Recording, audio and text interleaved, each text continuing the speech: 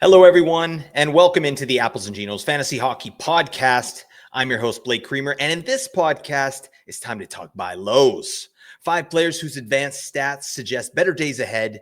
I'll be breaking down what's driving the slumps, what's their numbers predict next, and how to use that edge to your advantage in your fantasy leagues.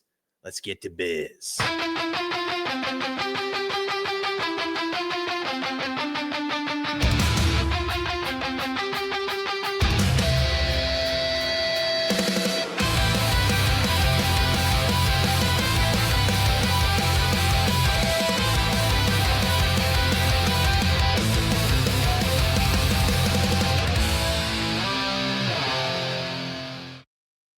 Oh, yeah.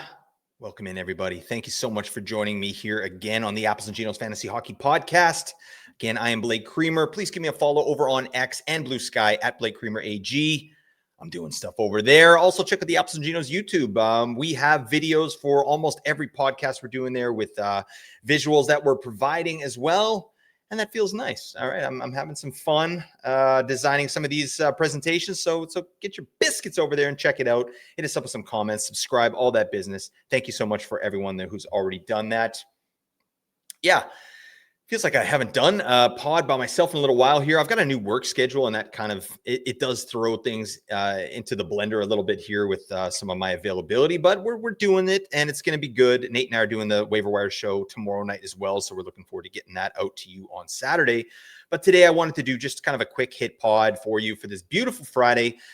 Wanted to talk about some buy lows, all right, things we're all interested in here for fantasy. And these ones here, they're quite simply players to me who are underperforming, who I would be looking at to acquire in trades, or if you already own them, I want to reassure you that there are better days coming. And there's lots of good stuff under the hood with these players. So let's not waste any time. We're going to dive right in. All right. Player number 1 on this buy low show here, the Sex Panther, Sammy Reinhart Jr. All right. Sam Reinhart of the Florida Panthers. That's my buy low here, number 1. I'm just going to go through some of the season stats that these guys are doing, and also why I think they're going to bounce back here. And first off, with Sam Reinhart, he does have he's playing here tonight on Thursday. I know he does have a goal, so a lot of the stuff I've got in the presentation here, it's not going to be accurate, but he did get a goal tonight, so now he has 7 goals, 1 assist in 13 games. 2 power play points. That's not great, right? Florida has limped out to a 6-6-1 record, which does make some sense as they are struggling with major injuries, right? Barkov, Matt Tkachuk, Lundell's been injured at times. Like it's just been a rough start. And even with the injuries, the offensive environment here in Florida still tip top. Okay. At 5-on-5, the Panthers, they're 6th best in expected goals for per 60. That's excellent. But unfortunately, 26th overall in actual goals scored per 60. Again, those numbers are accurate before Thursday's game here. So yeah, it's nice to see that the environment's going well, but the finishing has been pretty poor. And that indicates to me a lot of bad luck, especially with kind of this smaller sample size here, 13 games. Yeah, we're still kind of working it out.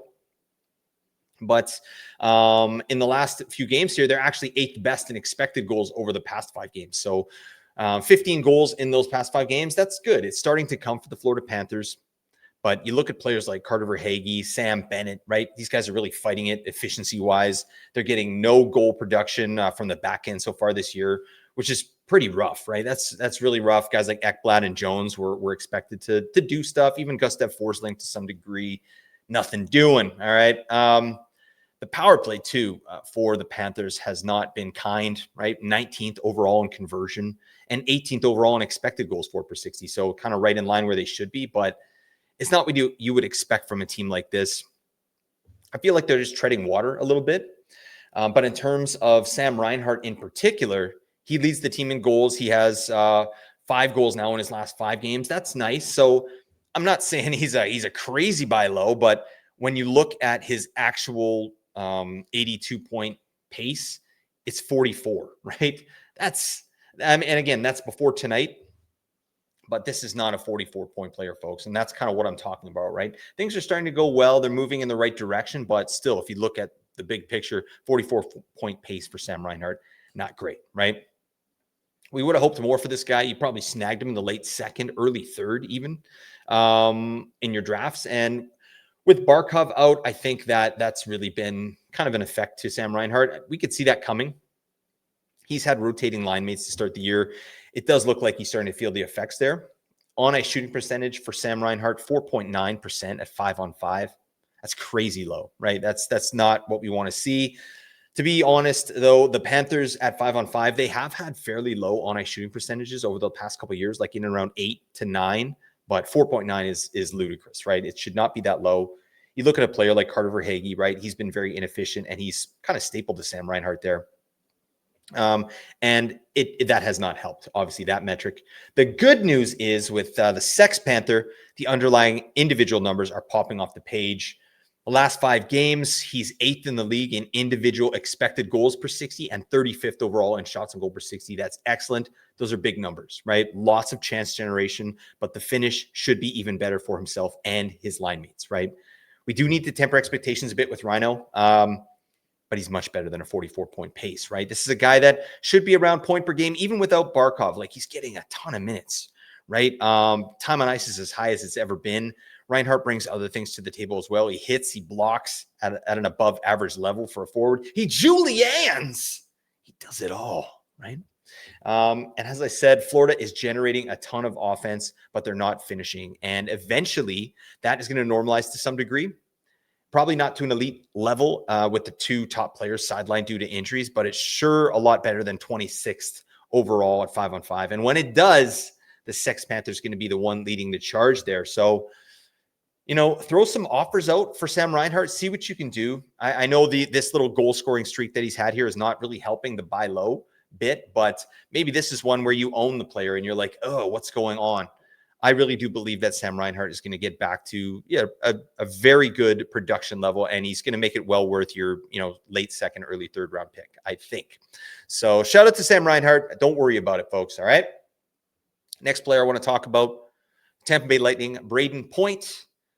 Very similar, the Lightning to the Panthers, right? Point and the Lightning are real slow starts here, going 6-5-2, but they have had much more success at 5-on-5. The real surprising part with Tampa Bay when I was digging in is how inefficient that power play has been. It's crazy stuff, right? They are 28th in the league in conversion. Tampa, power play, Kucherov, Point, Gensel, Hedman. What? Doesn't make any sense, right? And it's not just that they aren't converting. Like, they are actually 28th overall. Their expected goals with the man advantage, it's 3rd worst in the league, right? So that's troublesome. They're not generating as much with the man advantage. So that's a mildly concerning trend there.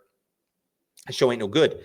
But, I think that this is a group that was top 10 last year in goals scored on the power play. Now they can't buy one, right? And the environment is stinky. I think the Oliver Bjorkstrand experience there on the power play has been halted. Brandon Hagel's made his way up to the top unit, but he hasn't exactly been, a lightning rod there for a bunch of success. That said, I do believe the power play is a work in progress, and you think they're probably going to figure it out sooner rather than later. Doesn't help that Nikita Kucherov gotten off to a very slow start himself, right? But he's the offensive catalyst for almost everything that happens out there, especially on the power play. And he's only on an 82-point pace after 121 points last season. So that's going to regress positively. I'm talking Kuch right now. So there doesn't seem to be any health issues with him. So it's likely just a slow start, right? But Brayden Point individually, he has only 3 goals, 6 assists in his first 13 games there. And that's a clear deviation from the 82 points that he scored last year. But that's going to be an opportunity for us, isn't it, folks? Right?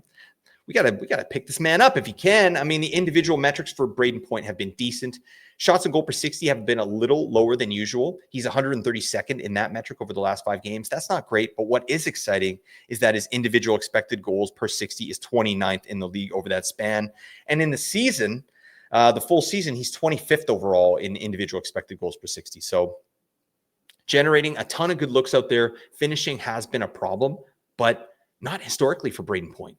This is a guy that has shot over 20% for 3 straight seasons, and now he's shooting, 10%, right? That doesn't make sense. Do you think that's going to continue, folks? I don't Okay. So yeah, I mean, as the games wear on and he's still not converting, yeah, it gets a little worrisome, but things are going to normalize. Things are going to regress back to the mean here. I think the shots that Brayden Point is taking, they're high danger shots, right? And chances. And I don't believe it's going to be too long before they start going in. I like to dig in over on Money Puck. I'm going to shout them out, moneypuck.com. And you can check out the lines there and things like expected goals for percentage, just expected goals in general. Really good stuff. His line with Kucherov and Guentzel have a 52% expected goals for share, which is a bit low. But then when you put Hagel on that line, which is what they've been doing recently instead of Guentzel, it's a 59% goals expected share. Expected goals for share. Sorry. So, Brandon, the Bagel Hagel might make a difference out here in the short term. Brayden Point was a third rounder in most drafts, right? Maybe even late second round. And his managers might be getting a little squirrely. I think it's prime time to try and scoop him up. And as far as the Tampa Bay power play goes, I'm not concerned. I do trust the talent of the players there involved. Obviously Kucherov being the main one. They did take a bad beat in last year's playoffs. They played so much hockey over the last few years. Maybe they're still licking their wounds. But I see their performance so far this year as the outlier and not the new norm. So I'm definitely buying low on Brayden Point. I think this is still a point per game player, still a 40-point player. There's nothing that he's doing under the hood that tells me otherwise. It's just been a little bit of bad luck, and they need to get cooking on that power play, which they've done for years and years in the past. So I'm not concerned there. Feel good. You're going to like the way you feel if you pick up Brayden Point. I guarantee it. Okay. All right, let's move on to the next player. Keep it rolling here, folks. We got to talk about our favorite team, the team that's been tooting right in our face to start the fantasy year here, the Rangers. Oh, my God. There's very popular buy low players on the Rangers, Artemi Panarin being the main one, right? Nate has mentioned this. He thinks he's the biggest buy low in the league. I'd have to agree. Panarin is an elite offensive driver, contributor, and he's had kind of a stinky year. But I'm actually a little bit more interested in JT Miller, and I think he's maybe a little bit more gettable, in terms of a trade. Or if you're holding on to JT Miller, I know a lot of people are pissed off about this play, but I'm not too concerned. I've got him in a couple spots.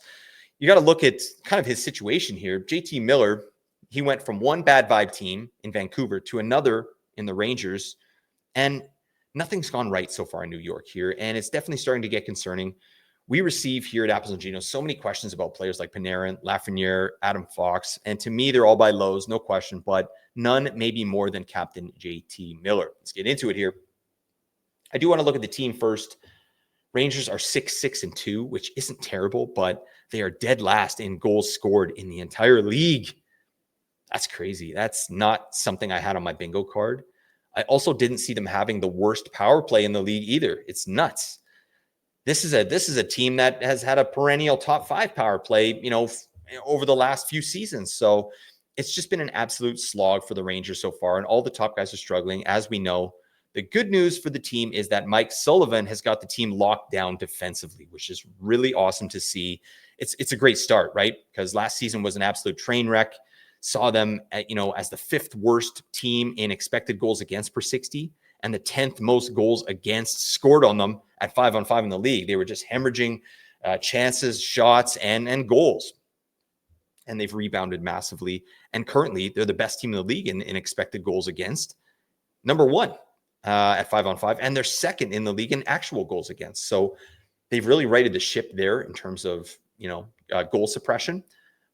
Best defensive environment in the league at this point. And they have one of the league's best goaltenders in Igor Shesterkin as well, backstopping them night in, night out.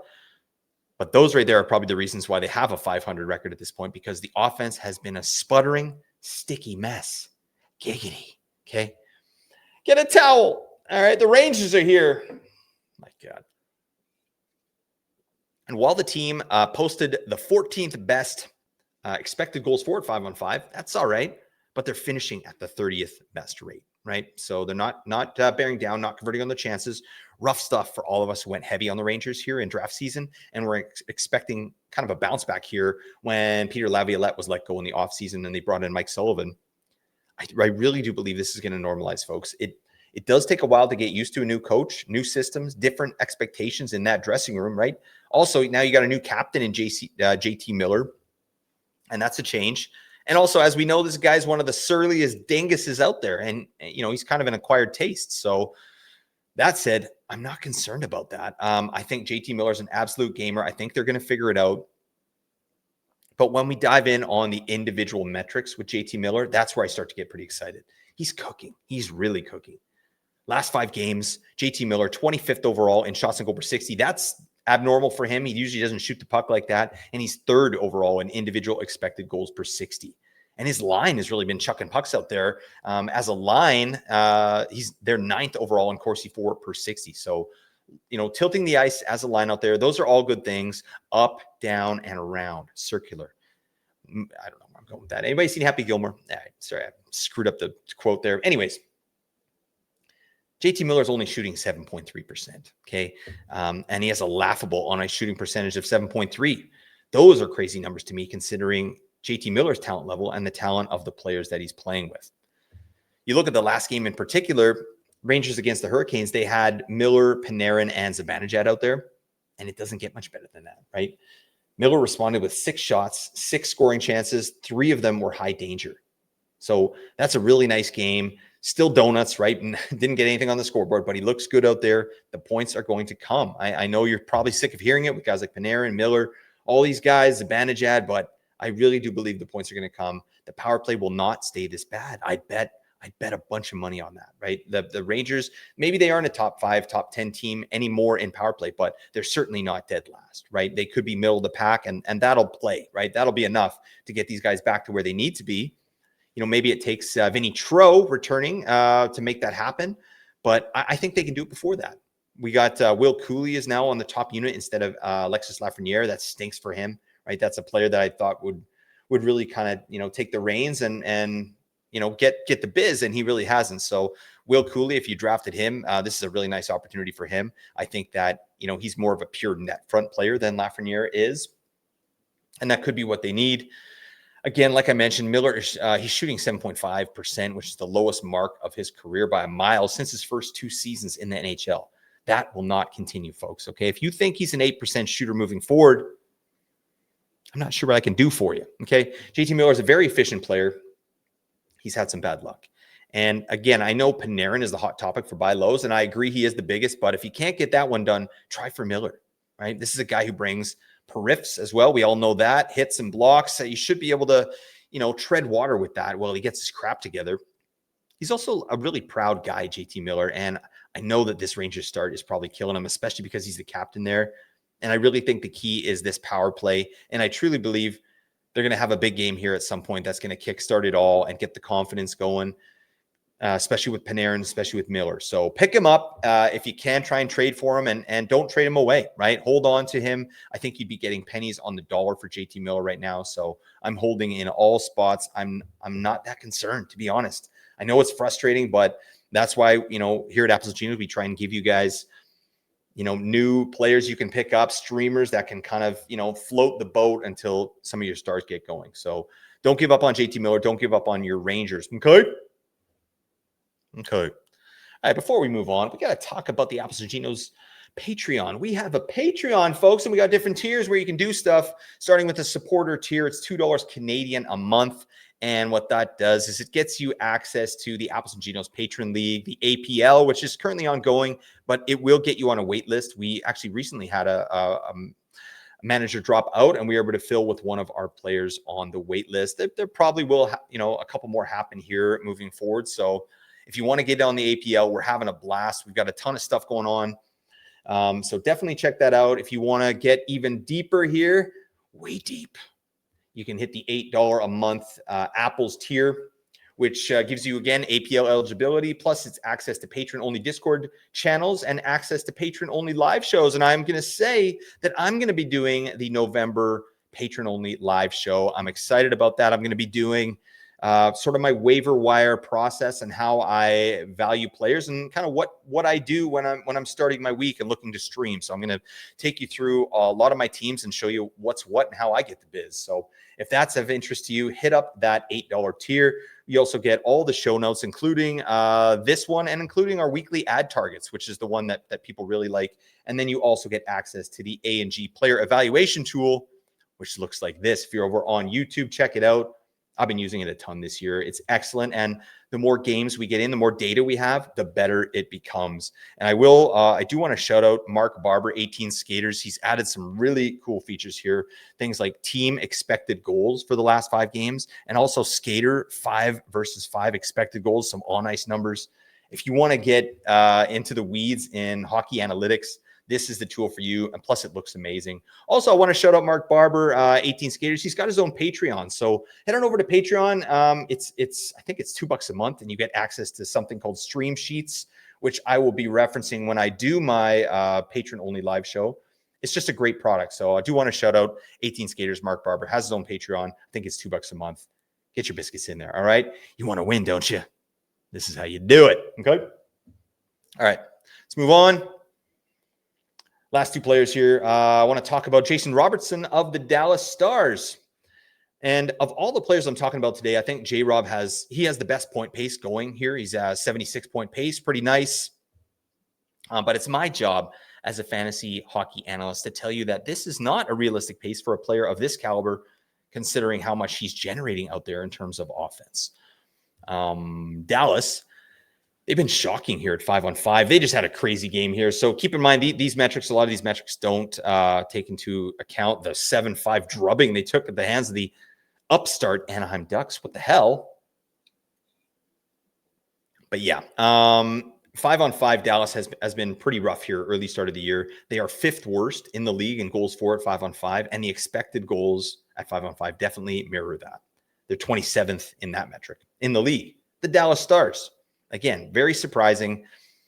They've really been propped up by their power play. The Dallas power play has been great, which we definitely called in the offseason with Glenn Gulletson coming in here. I know he's the head coach and he's not running the power play, but he's got a great mind for this stuff. And obviously the Dallas Stars have the personnel to really pop on the power play, and they are, right? They're going off.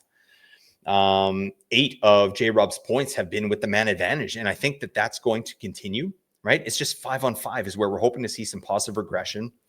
Jason Robertson, like, just for reference, his line is Wyatt Johnston and Mikko Rantanen. What the hell? For the most part, actually, this last game he played with Rupe Hintz and Tyler Seguin, but he has been up with Mikko Rantanen and Wyatt Johnston. They're top 6 there in Dallas. There's not a bad spot to be had, right? And Jason Robertson has really been cooking there, but he hasn't been converting.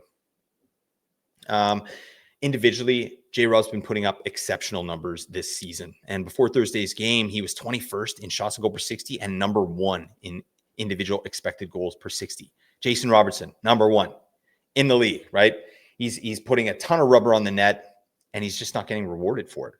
And I will reference this game here that they played against the Ducks. He got another 2 assists, which is great, but they were both on the power play again. 5-on-5, nothing doing. So it's going to be a problem for the Stars that they need to figure out. But the fact that the power play is going, that's going to help weather the storm. They're still going to get our points, right? But right now, Robertson is at a 76-point pace where I believe he can be a 90-point player, maybe even more, right? Here are the facts with Jason Robertson. He's shooting a career-high shots on goal per 60 at 5-on-5, and career-high individual Corsi 4 per 60, and a career-high individual scoring chances 4 per 60. But he has career lows in IPP, shooting percentage, and on-ice shooting percentage. Is this making sense to you folks? Right? Like, this is about as clear as a buy low as you can get. 76 points, that's great. Thank you, Jason Robertson. But he's generating offense like a 100-point player. And he does have a 100-point season in the bag. So what are we doing? I love me some Jason Robertson. I feel like this is a player that's kind of a powder keg ready to blow. I think there's big numbers coming for Jason Robertson. I do think he'll end the season, in between 80 and 90 points, unless he gets really hot. But I love this player. He seems healthy. He's doing all the right things. Remember, Dallas started slow offensively last year as well, but that was their power play really wasn't cooking. So it was kind of the reverse of what's going on here. I do believe they're going to figure it out. And let's go kick some tires on Jason Robertson. If you don't have him, see what his owner is looking for, because I really like this player, and I think he's about to blow. All right. Get that towel back here. All right. My God, we're making a mess. Last player I want to talk about, Kevin Fiala of the Los Angeles Kings. Fiala's had a decent start to the season, but definitely not up to his standards and not up to the standards that I hold Kevin Fiala to. Okay. It's really pissing me off here, but 10 points in 15 games, that feels nice. But the underlying metrics tell the story of a more explosive offensive player. Last 5 games, he does have 3 points, but he's shooting a ton. 24th in shots over 60 over that time, 37th overall in individual expected goals per 60. Really nice numbers, right? And Fiala isn't as clear of a buy low as the other players on the list, just because the Kings' offensive environment isn't generating to the level of some of these other teams, or doesn't have that kind of bounce back like the Dallas Stars I just talked about, where, yeah, it should kind of regress to the mean. The Kings are kind of, they are what they are, and they get it done with efficiency and some power play stuff. And their power play hasn't been great either. So I think Kevin Fiala is the most talented player on the Kings easily, in my opinion. And I believe him to be underachieving. This guy drives play like a hot damn. He does have a completely unsustainable 100% IPP at 5-on-5, but his on-ice shooting percentage is a piddly 4.4. So basically, he's in on every goal that his line scores, but besides him, they just aren't converting at the level they should, right? So his line mates are letting him down a little bit. His time on ice has also been down to start the year, and that is mildly concerning. He's down from 1830 last season to just 1739 so far after 15 games. But I'd be looking to acquire for sure. If he's out there, this is a purely offensive player. This is great for fantasy, right? On a team that I think is underachieving in shot and chance generation, I expect the Kings power play to be a little bit better. And Fiala is a huge piece of that. Even last year, when he only had 60 points, 25 of those were with the man advantage, including 14 goals, right? Amazing stuff from Fiala. This guy's a sniper who's been a bit slow out the gate, but all the underlying metrics are solid and elite even, I would say. Kings are still rolling with a 5-forward power play set out there, which, yeah, that could be the reality moving forward. They did pot one here tonight at 5-on-4. It could take a bit for that to get cooking in the way that it was in last year's playoffs. So I don't know. If you have Fiala, hang on. Don't worry. To me, this is a 70 to 80 point forward with big power play numbers. If you can acquire him, I'd kick tires. See what you can do. But yeah, I just wanted to bring up Fiala as more of a player that I don't think is being valued properly. He's an elite contributor, hasn't reached potential in his career, really, in my opinion. I'm a big fan of Kevin Fiala. He's a beauty. All right, so get him on your squad. But that's it, folks. Thank you so much. Really appreciate you checking this out. Again, wanted to keep it nice and short for you for this Friday. But I'm really looking forward to getting into the waiver wire show, which Nate and I are doing tomorrow. We got lots of good stuff coming up. We're going to talk about news, and we're going to help you get your schedule sorted out so you can maximize games and crush your opponents and hurt their feelings. Okay. But that's it. Thank you so much, everybody. Really appreciate you checking out this episode. Hopefully it brought you some value and helped to get just a little bit better at fantasy hockey today. All the advanced stats you heard from came from Natural Stat Trick. That's a terrific free resource. Other stats you heard from came from advancedhockeystats.com, moneypuck.com, and our very own Mark Barber, 18 Skaters, who has his own separate Patreon. So check that out as well. Many thanks to Matt Creamer for supplying the music to the podcast. But that's it, folks. Celebrate your day. Bye for now.